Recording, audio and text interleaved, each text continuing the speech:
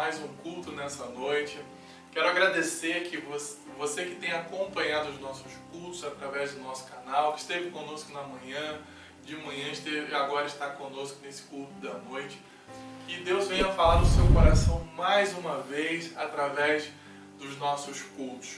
Quero agradecer você que sempre tem acompanhado. Deus abençoe a sua vida. Quero agradecer aos irmãos da Igreja Batista de Amizade que sempre estão conosco, nos permitindo cultuar, louvar ao Senhor juntos, porque nós somos uma família, né? Nós somos a família IBA. Que você também possa se sentir abraçado por essa família que te ama e que ama o Senhor Jesus e que gosta de sempre estar cultuando a esse Deus maravilhoso. Amém? E nesse momento nós vamos estar então orando, né? Pedindo ao Senhor para falar aos nossos corações, que possamos compreender a mensagem, louvar, adorar esse Deus que é tão maravilhoso e grandioso nas nossas vidas. Oremos. Pai amado, Pai querido, obrigado pela Tua palavra. Obrigado pela oportunidade de cultuarmos nessa noite, neste momento, através desse canal. Senhor, fale aos nossos corações, manifesta, Senhor, a sua vontade em nossas vidas, que nós possamos sermos cristãos e discípulos seus, observando a Tua palavra, buscando aprender do Senhor, que é manso e humilde de coração, que possamos lançar as nossas ansiedades, a nossa vontade, sempre para que o Senhor venha fazer o seu querer, que o Senhor venha fazer a sua vontade na nossa vida neste momento. Deus, que este culto possamos adorar, buscar e louvar o Teu nome, porque o Senhor é digno de toda a honra, de toda a glória e de todo o louvor. Senhor, nos dê a oportunidade de prestar este culto a Ti neste momento. Abençoe os irmãos que estão cultuando conosco. Nossos lares, nossas famílias estejam sempre em Tuas grandiosas mãos. Nós Te pedimos e Te agradecemos em nome de Jesus. Amém. Irmãos, que você cultue a Deus conosco. Vamos agora louvar ao Senhor e logo após estaremos com o nosso momento de leitura bíblica. Que Deus abençoe a sua vida através deste louvor que vamos louvar ao Senhor. Vamos louvar ao Senhor com alegria, irmãos. Nós queremos te convidar para exaltar, convidar Ele para estar aqui presente nesse culto, convidar o Senhor para o nosso louvor. Eu vejo a glória do Senhor hoje aqui, a sua mão, seu poder sobre mim. Os céus abertos hoje eu vou contemplar, o amor descer nesse lugar. Eu vejo a glória do Senhor hoje aqui, a sua mão, seu poder sobre mim. Os céus abertos hoje eu vou contemplar, o amor descer nesse lugar. Eu quero ver agora o seu poder, a sua glória inundando meu ser. Vou levantar as mãos e vou receber, vou louvando o seu nome, porque eu sinto o Senhor me tocar.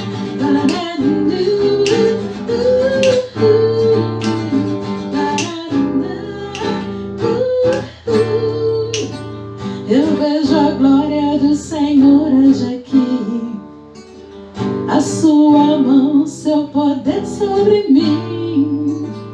Os céus abertos hoje eu vou contemplar, o amor descer nesse lugar. Eu quero ver agora o seu poder, a sua glória inundando meu ser. Vou levantar as mãos e vou receber, vou louvando o seu nome, vou louvando o seu nome, vou louvando o seu nome, porque eu sinto o Senhor me tocar.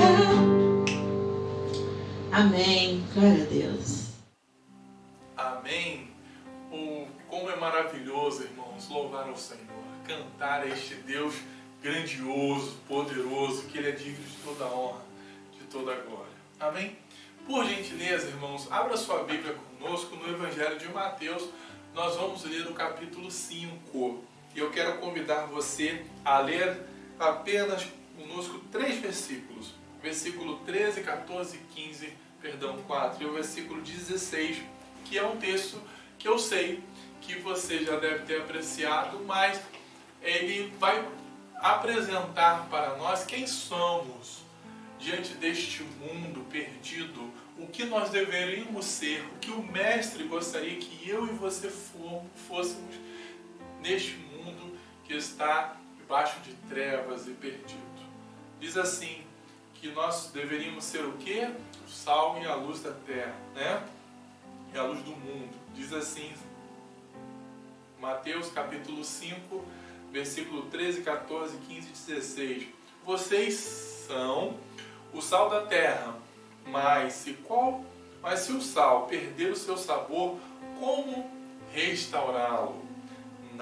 Não servirá para nada, exceto para ser jogado fora e pisado pelos homens. Vocês são a luz do mundo.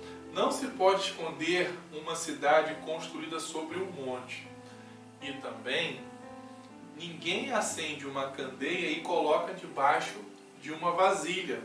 Ao contrário, coloca no lugar apropriado e assim ilumina todos os que estão na casa. Assim brilhe a luz de vocês diante dos homens, para que vejam as suas obras e glorifiquem ao Pai de vocês que está nos céus. Amém? Como nós temos responsabilidades, irmãos, como cristãos e servos de Cristo, nós vamos estar falando daqui a pouquinho na mensagem. Não se esqueça, observe bem o que Jesus está dizendo. Nós somos o sal da terra e a luz do mundo. Uma luz não pode ser escondida e um sal sem sabor também não serve para nada. Então hoje, assuma a sua responsabilidade como cristão. O versículo 16 é bem claro. Assim brilhe a luz de vocês diante dos homens, para que vejam as suas obras e glorifiquem ao Pai de vocês que está nos céus. Então, Jesus, além de dizer o que nós somos, Ele está dando uma ordem imperativa. Brilhem. Entendeu? Então, eu quero convidar você a brilhar a luz de Cristo na vida das pessoas que estão nas trevas deste mundo, para que o nome do nosso Deus seja glorificado nos céus. Amém? Vamos estar louvando ao Senhor, logo após estaremos com um período de oração e também com a mensagem de hoje, que Deus possa falar ao seu coração. Amém? Vamos estar então louvando ao Senhor. Graça e paz, amada igreja. Nós iremos cantar um louvor agora chamado Digno de Glória, porque o nosso Deus é o único digno de toda a honra, toda a glória, todo o louvor e toda a adoração.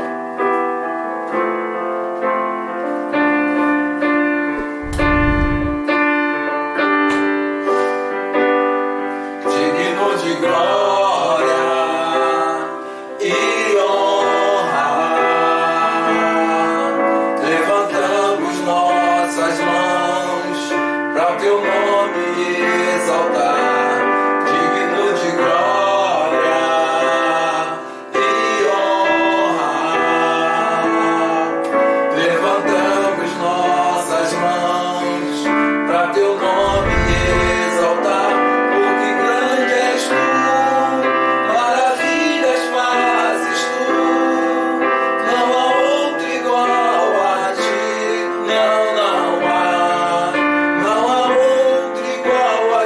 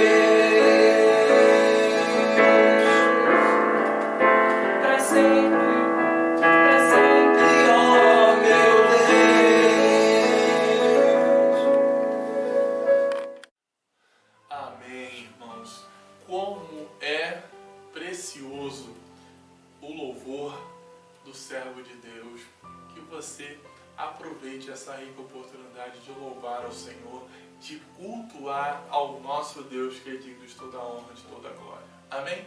Irmãos, eu quero convidar você a orar comigo.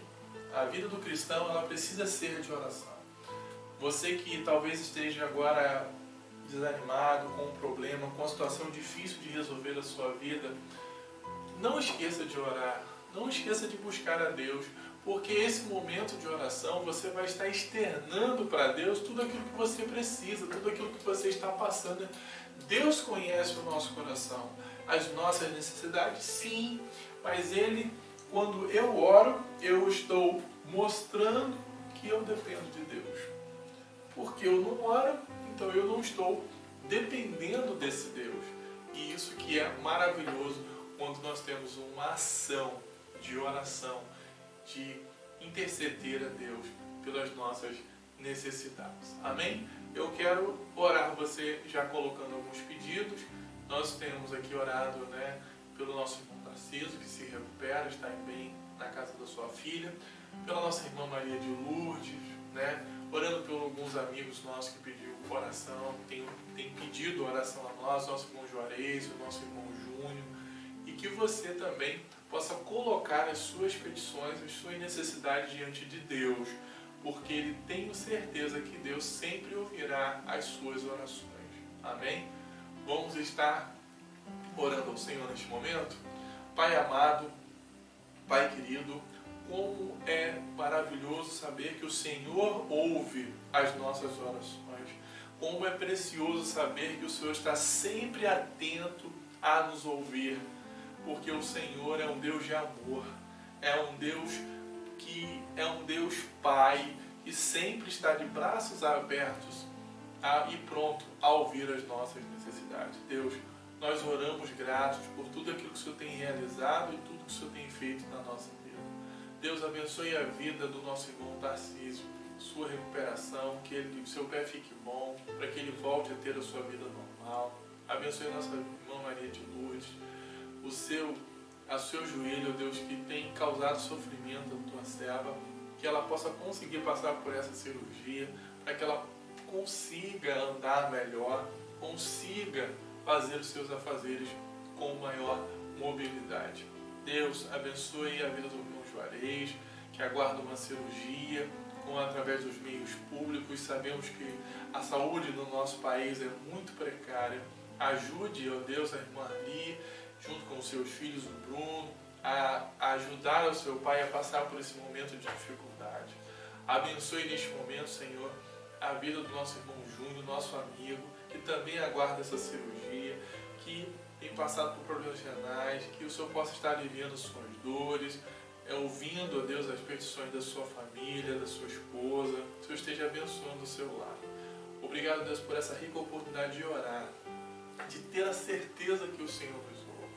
Abençoe, Deus, a nossa Igreja Batista de Amizade, todos os nossos irmãos e irmãs, seus lares e suas famílias, que nós possamos continuar sendo uma família em Cristo Jesus, uma família que adora, uma família que busca, uma família que conhece e busca conhecer o seu Deus, está sempre pronto a servi-lo em amor, em espírito e em verdade.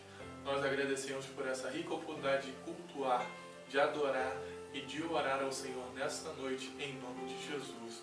Amém. Irmãos, eu queria agora convidá-lo para o momento da mensagem. Hoje nós vamos falar um pouquinho da responsabilidade nossa como discípulos de Jesus, e queria convidar você a ler comigo o Evangelho de Lucas, capítulo 14. Nós vamos ler aí a partir do versículo 25. Você que está com a sua Bíblia, por gentileza, abra conosco o Evangelho de Lucas.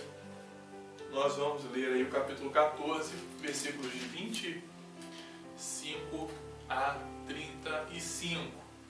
E eu tenho, irmãos, um apreço assim muito grande pelo Evangelho de Lucas.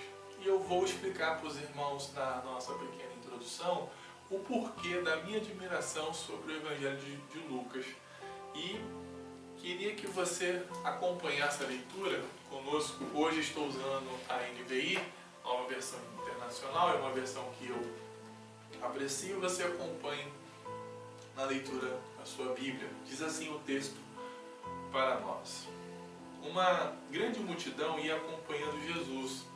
Este voltou-se para ela, disse: se alguém vem a mim e ama seu pai, sua mãe, sua mulher, seus filhos, seus irmãos e irmãs, até a sua própria vida, mais do que a mim, não pode ser meu discípulo. E aquele que não carrega a sua cruz e não me segue, não pode ser meu discípulo.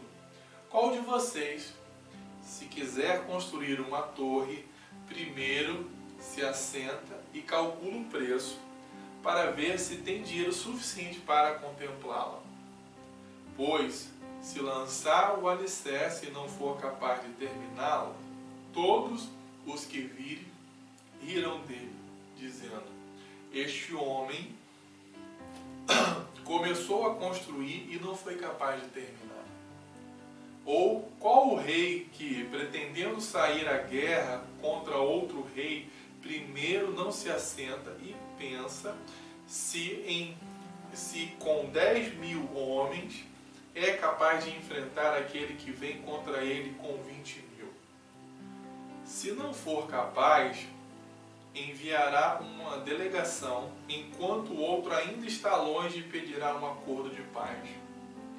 Da mesma forma, qualquer de vocês que não renunciar a tudo que possui não pode ser meu discípulo. O sal é bom, mas se ele perder o sabor, como restaurá-lo? Não serve nem para o solo, nem para adubo, é jogado fora. Aquele que tem ouvidos para ouvir, ouça. Amém? Que Deus abençoe a leitura da sua palavra em nossos corações. Irmãos, como eu comecei falando com vocês, eu tenho uma admiração muito grande pelo Evangelho de Lucas. E vou explicar nesse primeiro momento a vocês por quê. Jesus, eu já disse para vocês em outros momentos, mas é bom repetir e falar para que você compreenda até mesmo ensinamentos do Mestre. Jesus tinha 3 grupos de seguidores. Esses grupos, o primeiro grupo nós conhecemos como os apóstolos, aqueles que foram escolhidos para estarem com Jesus no seu período do seu ministério terreno, aonde eles estariam com a responsabilidade de aprender diretamente do seu mestre para levar, a mensagem do Evangelho, as boas novas de salvação, e fazer também, claro, novos discípulos. Jesus tinha um outro grupo, que o grupo conhecido como os 70, ou os discípulos, Esse grupo, ele tinha uma funcionalidade muito grande dentro do ministério de Jesus. Se você perceber, ao lermos esse texto, que Jesus está aqui sendo ouvido por uma multidão. E não somente nesse texto no Evangelho de Lucas, mas como vários outros textos nos Evangelhos, você vai perceber que quando Jesus chega a um local, há uma multidão aguardando e ouvindo o que ele tem a dizer. Como isso é possível se naquela época não havia uma comunicação tão rápida e tão grande como nós temos hoje? O que acontecia? Esses 70 eles iam à frente quando Jesus ia parar em um determinado local, uma cidade, uma aldeia, E aqui eles falavam: aí tem o Messias, o Jesus, o enviado de Deus, o Filho de Deus, aquele prometido pelos profetas, aquele anunciado pelas profecias. E o povo, talvez por causa de curiosidade ou até com um desejo de conhecer, estavam ali prontos a ouvir. Então esse grupo fazia isso, ele tinha essa responsabilidade. Um terceiro grupo, que eu peço que você nunca faça parte dele, nunca deseje fazer parte desse grupo, são os admiradores.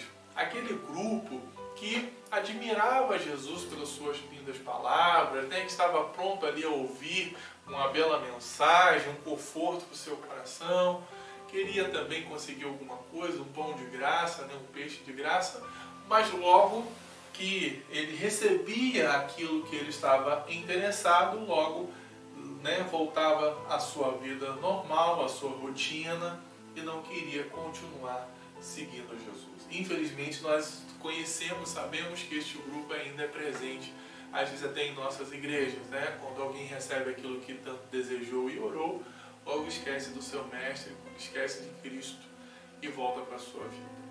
Pensando nesse grupo, nesses 3 grupos, Lucas, o que vai escrever este evangelho, o autor desse evangelho, ele não faz parte de nenhum desses grupos. E eu aprecio a vida de Lucas, né? Ele não foi um discípulo chamado, ou seja, escolhido, não presenciou os feitos de Jesus, não conviveu com ele e talvez tenha sido um gentil convertido, né? Mais à frente. E vamos aí ver, né? Nós não sabemos muito bem como a mensagem, o conhecimento de Jesus chegou até ele, mas provavelmente ele deve ter se recebido como a tradição antiga, a tradição oral, né, de boca em boca, e até chegou ao conhecimento de Cristo.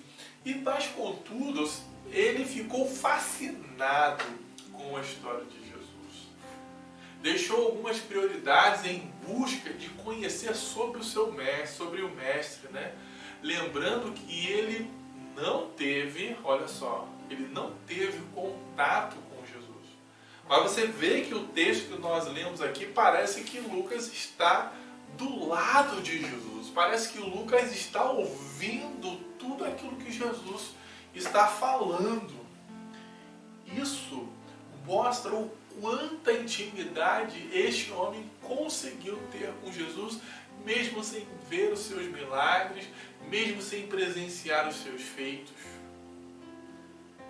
Ele só ouvia falar. Sua pesquisa, a pesquisa de Lucas, irmãos, foi tão profunda.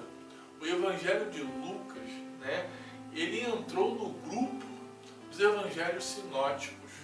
O que são os Evangelhos sinóticos? É porque traz uma sinopse, uma visão geral do ministério de Jesus. Você pode ver que os Evangelhos Mateus, Marcos e João, os Evangelhos Mateus e Marcos vão apresentar fatos do nascimento, da vida de Jesus e da sua morte, crucificação e ressurreição. A mesma coisa nós encontramos dentro do Evangelho de Lucas. E esse Evangelho, esse livro, é tão importante para a história do cristianismo e traz, né, uma fascinante cristologia sobre o nosso Cristo. Ele fala, o que é cristologia? É a parte da teologia que trata sobre Cristo. E ele vai trazer uma cristologia, nós chamamos na divisão da cristologia, na cristologia baixa, que ele vai falar dos aspectos humanos de Jesus, né? Encontramos aí derivações aí do Antigo Testamento relacionadas a Jesus. Ele vai chamar Jesus de Messias, profeta, vai falar do nascimento virginal do Messias, né? E também encontramos a cristologia alta ou elevada, né?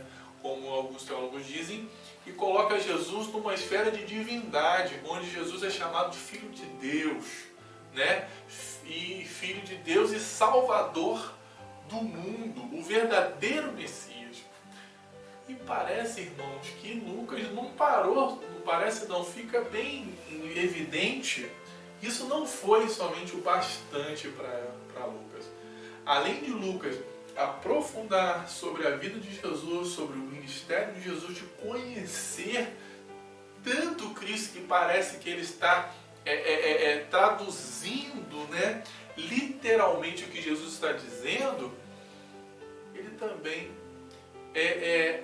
contribui para a história do cristianismo, aonde ele vai narrar o surgimento da igreja, o desenvolvimento e o crescimento da igreja primitiva, aonde ele vai escrever o quê? O livro de Atos, que faz um relato histórico das origens do cristianismo, descrevendo a implantação da igreja, a divulgação do evangelho por todo o mundo. Na verdade, irmãos, Lucas, ele se tornou um verdadeiro discípulo. Ele buscou a sua própria experiência com Jesus. Mesmo não convivendo pessoalmente com Jesus e ele não presenciou milagres, eu repito para os irmãos, o seu chamado foi de coração. Um coração desejoso de conhecer tudo sobre Jesus, até nos mínimos detalhes.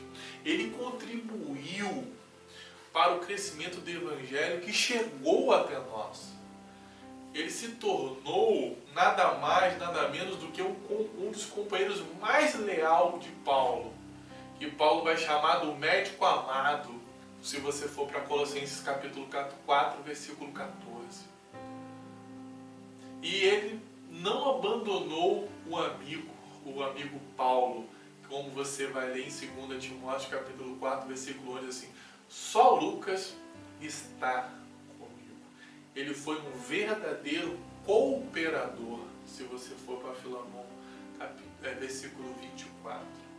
E no capítulo de hoje, que nós lemos, no capítulo 14, ele traz um diálogo de Jesus com a multidão e seus discípulos, que vai falar sobre o preço do discipulado. E eu queria falar com os irmãos nessa noite o preço de ser discípulo.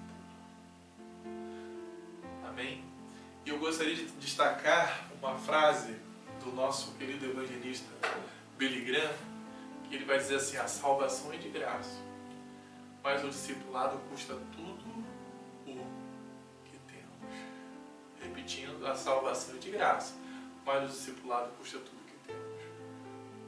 E eu gostaria também de pensar com os irmãos, nesse momento que nós estamos vivendo, quando eu volto para o primeiro século, o surgimento do cristianismo, né? Após aí o ministério de Cristo, ou mesmo no período de Cristo, os seus seguidores eram chamados de cristãos. Sabe o que significa essa palavra naquele momento? Pequenos cristos.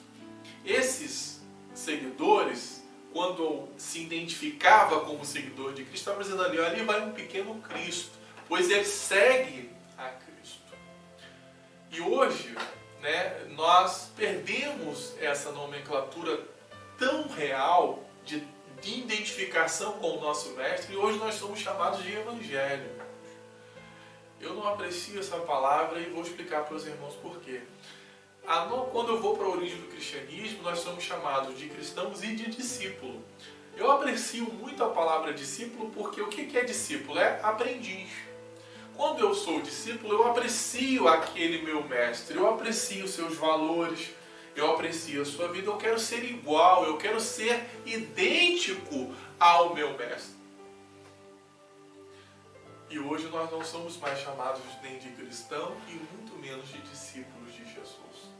Nós não somos nem identificados mais como pessoas que levam a identidade cristã ou se parece com Cristo em suas ações e atos.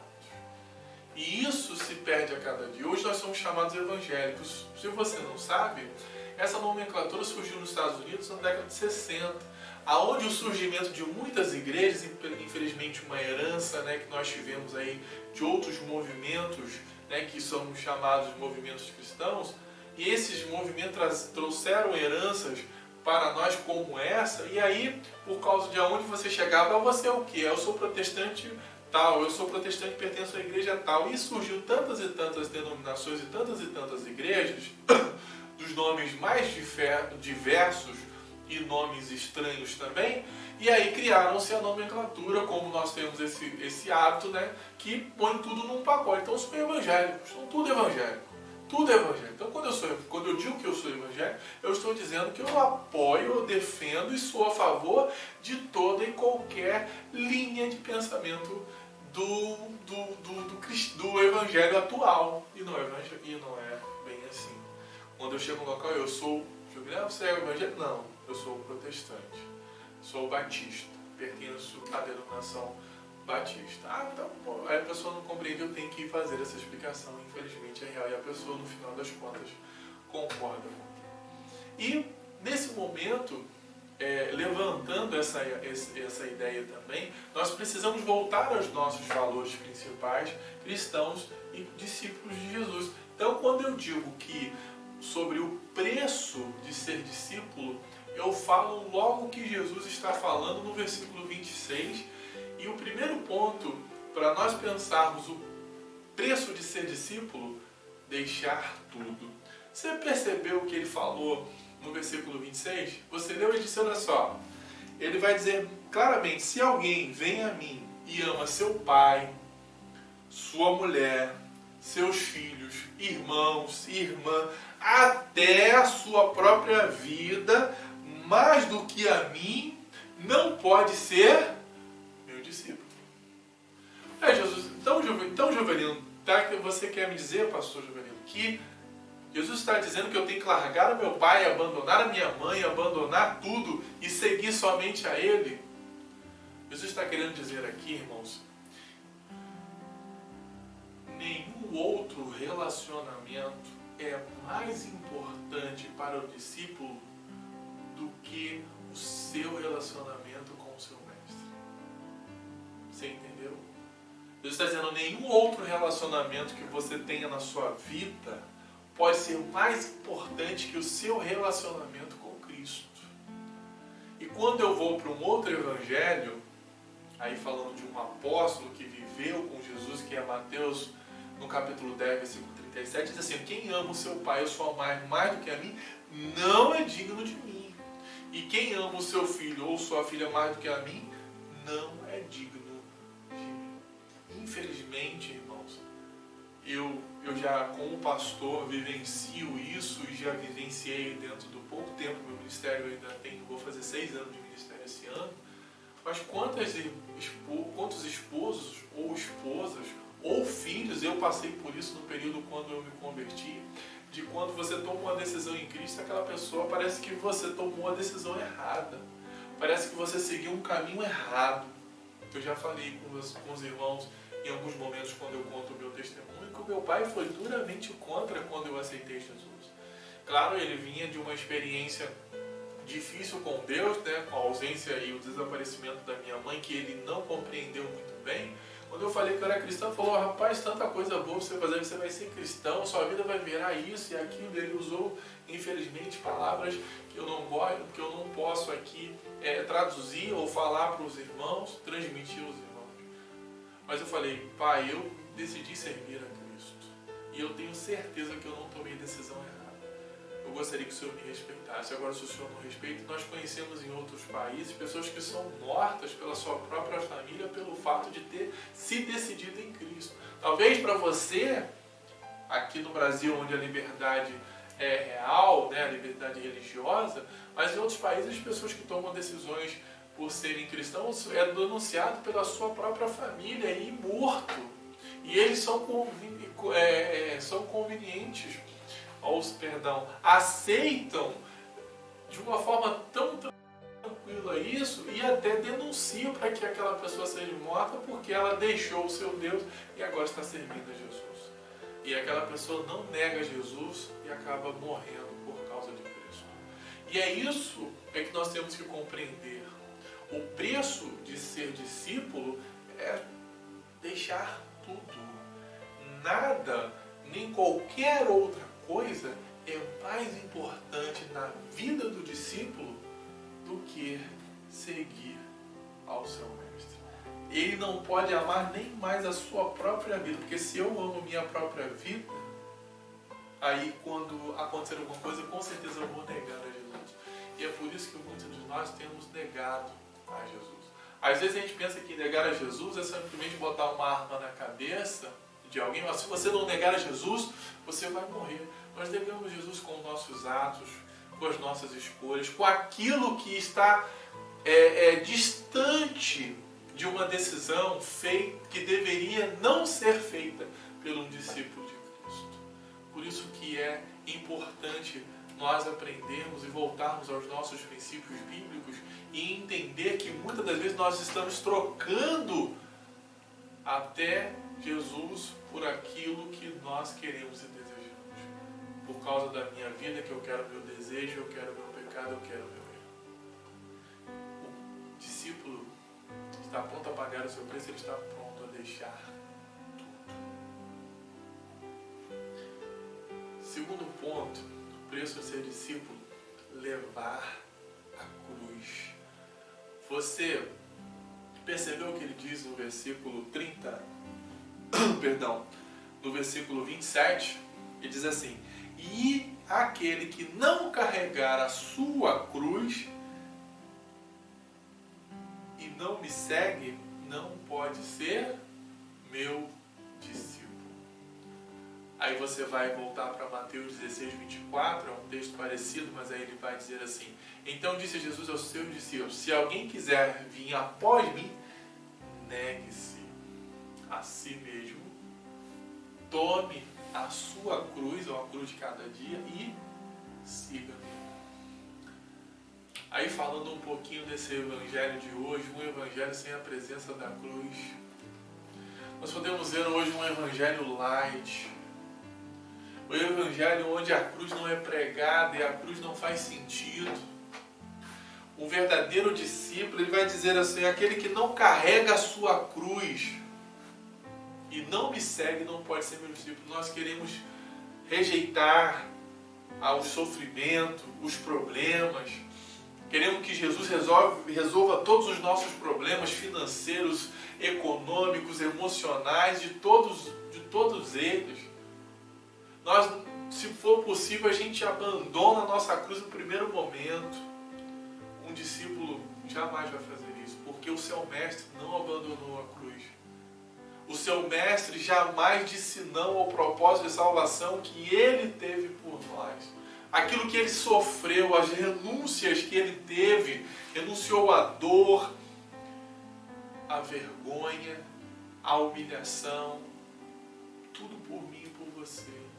Ele não deixou de passar por tudo isso por mim e por você.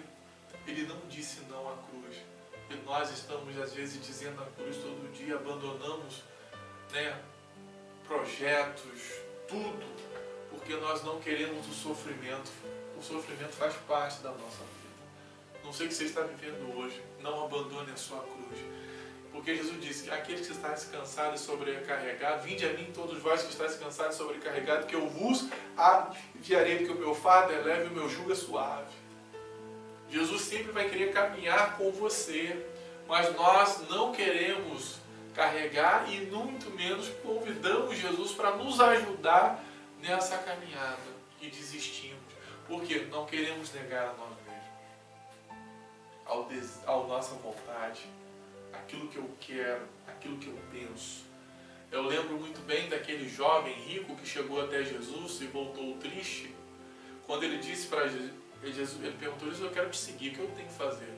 Ou você vai lá, vende tudo que você tem, dá aos pobres e vem me seguir. O que aquele jovem fez? Não respondeu, ele saiu triste. O que aquele jovem estava dizendo, e às vezes nós compreendemos por que ele saiu triste, que ele não estava pronto para abandonar tudo por causa de Jesus. Não, Jesus, as minhas riquezas ainda são mais importantes para mim do que você. Mas ele estava tão preso que ele não chegou a pensar: Jesus, eu ainda não consigo abandonar, eu ainda não consigo deixar as minhas riquezas, mas eu gostaria de seguir. Jesus ia dizer: não, Jesus, todo aquele que vem a mim, de maneira alguma eu lançarei fora. Talvez no próximo momento, num outro momento, de uma outra mensagem que Jesus trouxesse, ou que Jesus ele visse os milagres, ele iria ser, não ia nem precisar Jesus pedir, ele mesmo ia lançar mão de tudo. Mas às vezes nós ficamos tão presos, que o inimigo não deixa nem a gente pensar, porque o inimigo quer desviar da sua decisão maior, que está em Cristo Jesus. Terceiro ponto sobre o preço do ser discípulo é pensar sobre os nossos recursos. Nossos recursos, sim. Nós precisamos aumentar os nossos recursos. Você veja bem que no versículo 28 a 31, Jesus conta, ilustra duas histórias parecidas. De um homem, se existia um homem, que ele quer construir uma torre, uma casa, uma construção, ele não senta, ele não calcula os seus recursos para ver se é possível ele terminar aquele feito, porque senão ele pode começar de repente, logo no início dessa construção, logo no alicerce, e não conseguiu construir, e quando alguém passar vai olhar e rir dele, porque olha só lançou o alicerce e não conseguiu construir, não conseguiu terminar a sua obra. E ele ainda faz um outro exemplo de um rei, né? Como um rei que tem um exército, ele conhece o seu exército, pelo menos deveria conhecer o seu exército, ele sabe que tem 10.000 homens, e tem um outro rei que está pronto a guerrear contra ele, e esse tem um exército, pelo menos, pelo que o texto diz, o dobro, né? Tem 20.000.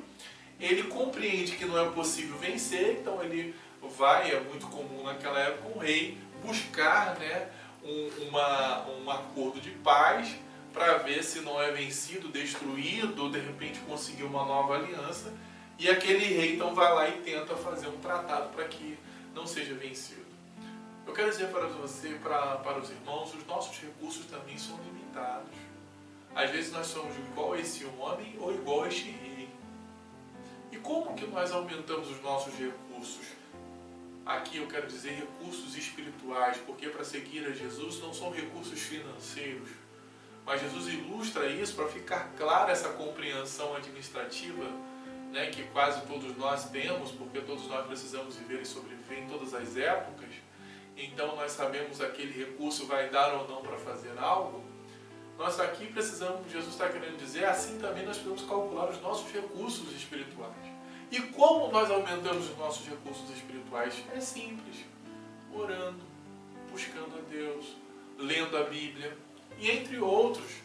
Um discípulo que é discípulo, ele sabe a importância de orar porque ele aprende com Jesus que ele precisa orar. Ele aprende com Jesus que ele precisa ler e meditar na palavra de Deus. Ele aprende com o seu mestre a importância de buscar ao seu Deus. E quando eu vou para Efésios, você já deve ter lido no capítulo 6, fala o quê? Sobre as armaduras de Deus, né? Nós precisamos nos revestir de toda a armadura de Deus para que possamos estar prontos a lutar no dia mau. Como diz no 10, finalmente fortalecei-vos no Senhor, na força do seu poder. O 11, revesti-vos de toda a armadura de Deus, para que podeis estar firmes contra as ciladas do diabo. Pois não é contra a carne e sangue que temos que lutar, mas sim contra os principados, contra as potestades, contra os príncipes do mundo das trevas, né? Contra as hostes espirituais, iniquidades nas religiões celestiais.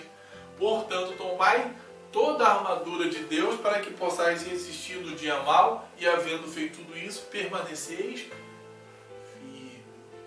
E ele vai dizer, antes do versículo, né? Nos versículos 6, você já deve ter lido, qual é a armadura de Deus? O escudo da fé, né? A palavra, a espada da verdade, a couraça da justiça. Você tem se revestido das armaduras de Deus? Como que nós vamos lutar? O discípulo, ele está neste mundo lutando contra todas as potestades. O mundo, como Jesus diz, já és do maligno. Um discípulo jamais negligencia essa verdade. Ele entende que todo dia ele levanta para uma luta em que ele precisa estar preparado para lutar. E aí ele vai saber dos recursos que ele tem, porque ele vai saber se é possível enfrentar ou não. Por isso, aumente os recursos da sua vida, para que você possa ser verdadeiramente um discípulo de Jesus. Quarto ponto, e aqui eu queria fazer uma pergunta a você. Giovaninos, o pastor, o senhor disse que o tema da mensagem é o preço do discipulado. Se tem um preço, qual é esse preço? Qual é o preço do discipulado? O quarto ponto, versículo 33, diz assim: da mesma forma, qualquer de vocês que não renunciar a tudo que possui, não pode ser meu discípulo. O preço do discipulado é renunciar. Renúncia. Nada mais, nada menos do que renunciar a tudo. Ele está dizendo bem claro. Qualquer um de vocês que não renunciar a tudo que possui. O preço do discipulado é eu, como um homem fadado a falhas, estar pronto a renunciar à minha própria vontade, os meus desejos. Estar pronto a renunciar àquilo que às vezes está diante dos meus olhos e abre, né, um horizonte aonde eu quero conquistar, mas eu tenho que renunciar porque aquilo é ilícito, aquilo é errado. Eu tenho que renunciar porque eu sirvo a um Deus que priva pela verdade, como eu já falei com os irmãos em uma outra mensagem. O discípulo de Cristo está pronto a renunciar a tudo aquilo que o afasta de Deus. Seja da sua carne, seja financeiramente, se algo que está desviando você da vontade de Deus, você deve renunciar. Porque Jesus, Ele renunciou à sua própria vida para morrer na cruz por você. Lembre-se que Ele foi humilhado, que Ele foi cuspido, que Ele foi zombado, Ele foi trocado, como nós pregamos aqui, por um bandido. Você quer mais renúncia do que o nosso mestre, o maior exemplo, por isso que hoje nós devemos voltar a resgatar a ideia e o princípio que nós somos discípulos de Cristo e seguir aquilo que Ele ensinou, aquilo que Ele deixou o maior exemplo para nós. E nós não estamos fazendo isso. Nós não estamos renunciando à nossa própria vontade, aos nossos próprios desejos. E aí o que acontece? Nós não somos discípulos de Jesus. E o quinto e último ponto que eu queria pensar com os irmãos sobre isso é ser sempre discípulo. O versículo 34 e 35, mais o 34, 34 e 35, ó. O sal é bom, mas se ele perder o seu sabor, como restaurá-lo? Não serve nem para o solo, nem para o adubo, é jogado fora. Eu não posso ser discípulo hoje e não ser discípulo amanhã. Quando por qualquer razão o discípulo deixa de manifestar as características de um verdadeiro discípulo, ele se torna o quê? Insípido. É como um sal. Ele perde o seu sabor. O que você pode fazer com um sal que não tem sabor? Ele não serve para salgar. Ele não serve nem para adubo. Ele é jogado fora. Quando eu volto para Mateus, no capítulo 5, versículo 13, lembra que nós lemos a nossa introdução, a nossa palavra introdutória? Vós sois o sal da terra, mas se o sal se tornar insípido, como há de se restaurá-lo o seu sabor? Para nada mais presta, senão para ser lançado fora e pisado pelos homens. É triste, né? Aí você já deve ter ouvido de alguém ali, ó. É que ele já foi cristão. Olha como é que ele está hoje. Aquele lá, ó, já foi o homem que carregava a Bíblia, o homem da Bíblia preta. E olha como é que ele está, olha o estado que ele está hoje. E a pessoa serve de quê? Para nada. A pessoa vai olhar ali, ó. Disse tanto que amava a Deus e olha como é que está vivendo hoje. É isso. Eu não posso ser discípulo hoje e desistir do meu mestre amanhã. Eu tenho que ser discípulo sempre, hoje. Talvez hoje você enfrentou um momento difícil na sua vida, no seu dia. E talvez amanhã você vai enfrentar um pior do que hoje. É a vida enquanto nós estamos aqui no mundo. Vamos ter aflições. Não vai ser difícil vencer. Então, é hora de você aumentar os seus recursos. Está na hora de você renunciar à sua própria carne, renunciar à dor, porque Jesus renunciou tudo por você. E se hoje você pensou talvez em deixar de ser discípulo, não deixe isso tomar o seu coração. Porque o discipulado, ele custa tudo que temos, custa às vezes a nossa paciência, o nosso tempo, a nossa dificuldade. Como pastor, os irmãos, não pensem que eu enfrento também isso, sim, a todo momento. O inimigo sempre quer nos fazer parar e desistir. Mas aí eu olho para o meu mestre. Eu lembro, como eu falei com os irmãos no início, eu lembro que eu sou um cristão, eu sou um pequeno Cristo. Eu lembro que eu sou um discípulo e eu quero ser como o meu mestre. Como ele não desistiu da sua missão salvadora, onde ele morreu por mim na cruz e me salvou, eu também não vou desistir de ser um autêntico discípulo de Jesus, levando a sua palavra, sendo o tempero, o sal na vida de alguém que talvez esteja sem esperança, que talvez já desistiu, mas como eu não desisti, porque o meu mestre me fortalece, eu também vou levar a palavra do meu mestre a essa pessoa, a este mundo perdido, aonde o inimigo nosso está trabalhando insistentemente para derrotar este mundo. Porque o mundo já é dele e ele quer muitas pessoas para ele. E eu tenho que ter a motivação maior de trabalhar por Cristo, porque quem motiva a minha vida é o meu mestre. Ele é o meu mestre, é ele que eu quero seguir. Amém?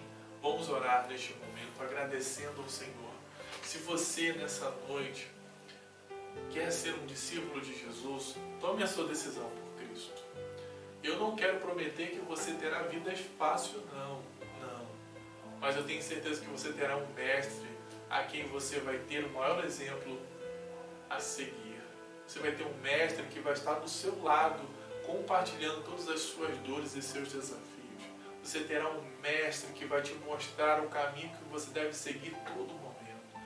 Basta você orar e pedir a Deus para aumentar os seus recursos de fé para que Ele trabalhe na sua vida. Vamos orar.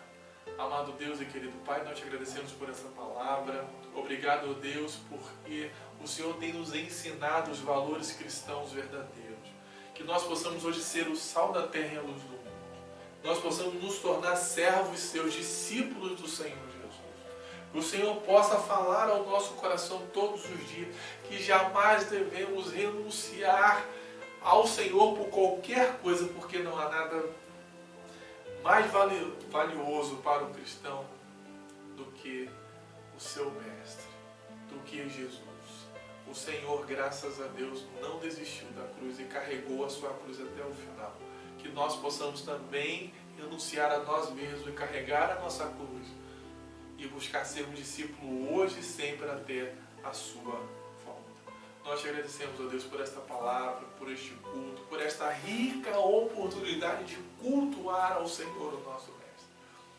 Obrigado, Deus, por este amor tão grande. E nos perdoa se em algum momento nós trocamos o Senhor por algo supérfluo, por algo passageiro. Às vezes até amamos mais os nossos familiares ou a nós mesmos mais do que a Ti. Nos perdoa. Porque quando nós verdadeiramente amamos o Senhor, nós temos a capacidade de amar a nossa família, de amar ao nosso próximo, de amar a nós mesmos, porque o Seu amor trabalha em nossos corações. Nós te pedimos essas vezes, te agradecemos hoje e sempre, em nome de Jesus. Amém. Que Deus abençoe a sua vida, o seu lar. Obrigado por ter cultuado conosco neste culto. Obrigado por você ter participado conosco através do nosso canal. Que Deus abençoe a sua semana. Tenha uma semana guardada pelo Senhor. Já quero convidar você amanhã às 19 horas estar conosco na nossa live de oração através da nossa página do nosso Facebook. Nós vamos estar trazendo uma palavra e orando com você nesse dia. Todo de segunda a sexta nossas lives já retornaram. Nós tivemos aí essa semana, graças a Deus, estamos aí meditando no Evangelho de Mateus, no capítulo 5, sobre o Sermão da Montanha. Cada dia nós estamos orando sobre uma bem-aventurança. Na quarta-feira tem o nosso culto de oração com o nosso amado pastor Cláudio. Já quero convidar você também a orar conosco neste culto, a aprender da palavra de Deus, que tem sido maravilhosamente importante para nós, os nossos encontros através aqui do nosso canal no YouTube. Que Deus abençoe a sua família. Tenha uma semana guardada pelo Senhor. E estarei agora empretando as bênçãos apostólicas. Que Deus possa abençoar ricamente a sua vida. Amém? Que a graça de nosso Senhor e Salvador Jesus Cristo, o grande amor de Deus, nosso Pai, e as doces consolações e comunhão com o Espírito Santo esteja com toda a igreja que ama e aguarda a vida de Jesus. Que toda a igreja possa dizer triunfantemente: Amém. Deus te abençoe. Tenha uma noite guardada e abençoada por Jesus. Uma semana repleta de paz, de bênção. Não deixe de ser discípulo de Jesus. Amém? Boa noite, fiquem com Deus.